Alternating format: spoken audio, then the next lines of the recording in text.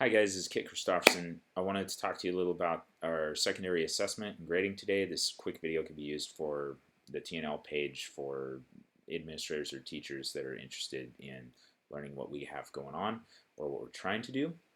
For the last couple of years, I've been trying to create a kind of a universal art assessment rubric that met a lot of the requirements and criteria that are being pushed with standard-based assessment and also with our own teacher evaluation when we are recording student data and whatnot. I think art, we're doing so many of the things that are being required anyway, and I think most administrators know that. We're running unit-like projects with multiple assessments and steps in that process of learning. We display the work in art shows. The students have critiqued it. They, have been developing portfolios throughout the year. We're doing things that are really what standard-based assessment is all about anyhow. The problem comes when we get into the grading or the actual collection of the data, because art is subjective, and we all know that. Anybody intelligent knows that. Like, it's a very, very, very, very subjective process, and so how do we do that? How do we accurately collect data points? And that's really not what we're about doing anyway. We're about getting in there with the kids and making smart happen. And so for the last couple months, Matt, Kayla, Lowell, we've all kind of gathered together and worked on different aspects of making a universal rubric that might fit any project. It's not meant to fit a round peg in a square hole. That's not the point of this. The point of it is to create a rear guard where you open your grade book and you have all the data points that you could ever need for anybody or anything. And if we have a standard rubric that meets at least the bare minimum requirements of what's going on with the National Art Standards, it's going to be a non-issue. And so that's what I would like to kind of pitch today. And I'll get myself out of the way and just get into it. Okay, so this is my just website, and I've loaded up a rubric. It has a front and a back to it. They're different. I'll explain why and what. And then also down below, I have some artistic focuses, which are really just the principles of design and the elements of art. And there's examples of what that looks like. And I'll go close up on this rubric so that you can see it. First, it's very practical. It's all about having one sheet of paper. Cut this off. This is a tag students can attach onto the back. Great. You're moving down and you have these 4 areas: art focus, artist intention, critique, and rubber reflection.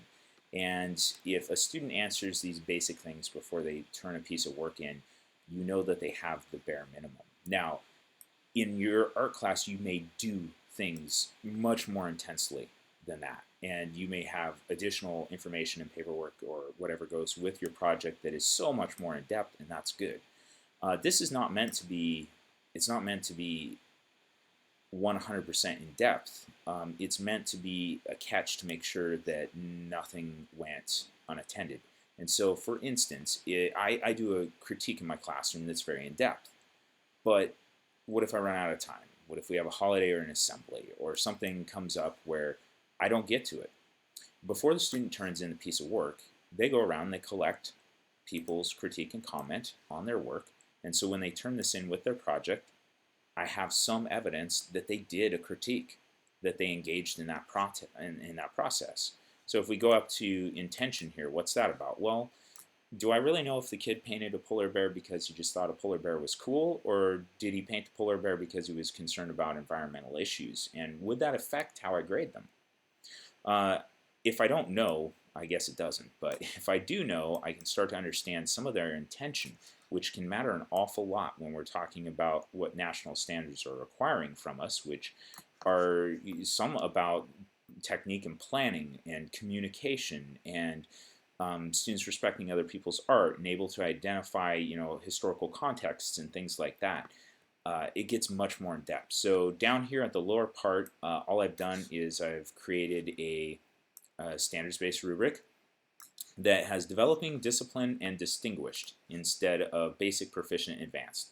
Basic, that sounds like the kid, isn't going to ever make it in art. Instead, developing is what I choose to use because They don't get hung up on the fact that they're not good at art. They're just starting out. You can have a 4.0 student with 0 hand skills enter your classroom, at least at the high school level, and that's a difficulty. I don't like stigmatizing them by calling them basic, but developing gives them some hope, right? So that's the verbiage I chose to use for that, and you can take this thing and gut it and rearrange it in whatever ways you want. The idea is that we have some kind of somewhat unified structure to how we're double checking our assessment with students. And so it's aligned to the national standards creating, performing, responding, and connecting, and it's color coded in the same way. Here's the National Core Art Standards, and I think that the students going through and checking themselves where they think they're at is very interesting. Most of the time, students grade themselves way lower than what they really are.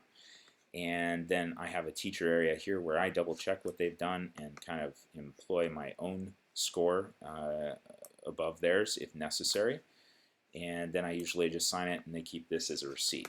Okay, so what's this back part about with the art focus? Well, up at the very top here, I make the students go and tell me, or I tell them, what is the primary art focus of this particular project. Most projects, you have several different principles of design and elements of art going on, but as far as the learning is concerned, what is the singular thing that you want them to take away from it? And so what does contrast with line look like? Well, that's pretty simple. Zigzaggy lines next to fuzzy lines or curvy lines or whatever.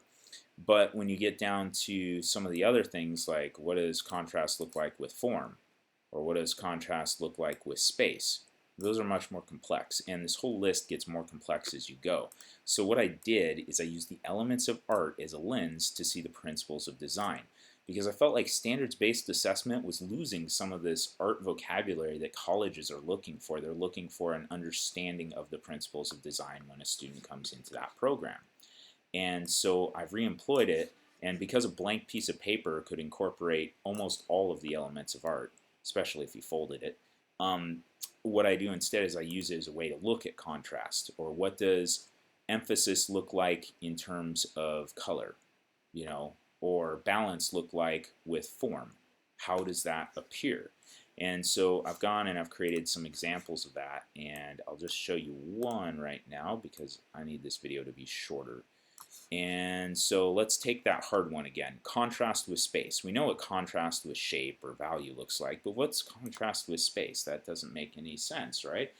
But you open it up and we have this example of what contrast could look like with space, vast versus cluttered. Okay, that's just one example, but I'm going through and trying to make up examples of that, and I started doing that years ago and have just kind of been plinking away at it, but I finally feel like this rubric is smooth enough for anybody and everybody to use should they want it, and it's a rear guard for getting us back to doing and pursuing the big and creative projects that we need to be doing and pursuing. So I hope that you have a chance to use it and try it out and see what you think, and if you want to contact me about changing it or getting copy or whatever, please do so. Thanks a lot.